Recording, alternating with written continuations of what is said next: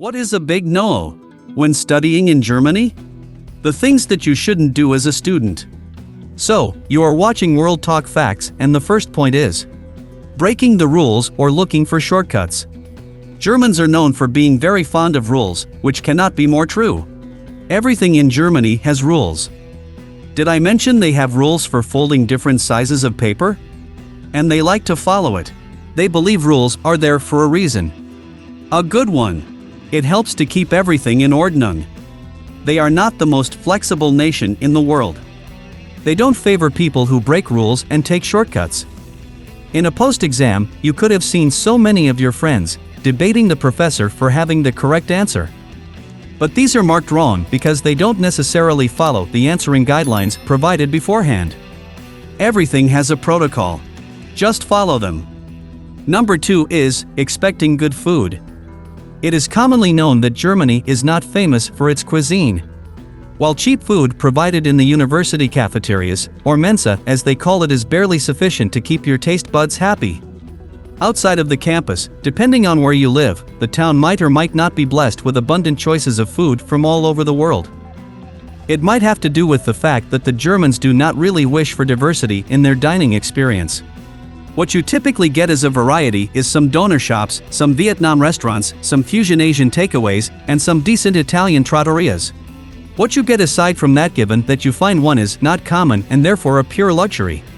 Number 3 is be afraid to speak German. This is probably the most important. German is like Satan's gift for humanity because it has so many unexplainable rules that refer to point one that are there, and you just kinda have to accept them as they are. Mastering it takes time and hard work, but most importantly, the courage to speak it. As Germans are completely civilized people, they are aware that their language is, in fact, extremely difficult.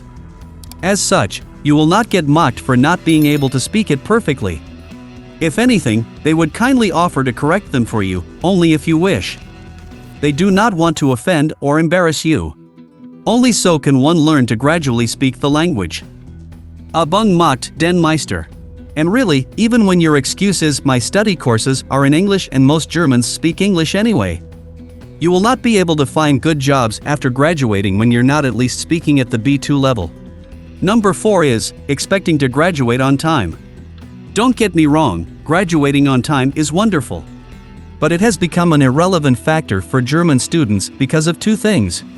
1, there is no tuition fee anyway, so you have nothing to lose, and 2, the system is not designed to do so. German students are expected to take their time to really figure out what they want, where they want to specialize in, and what they need to be able to offer before they finally enter the job market after graduation. In other countries, not graduating in time usually equals failure or shame.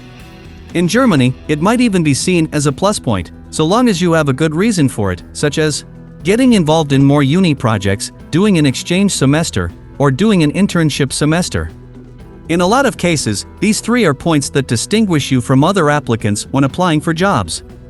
German companies would rather hire students who were involved in a lot of practical experiences or projects than those who finished their studies in time, but never engaged in any distinguishable activities and have nothing to offer more than a good GPA. There might be more to add to the list, but these 4 points are basically enough for a student. Thanks for watching.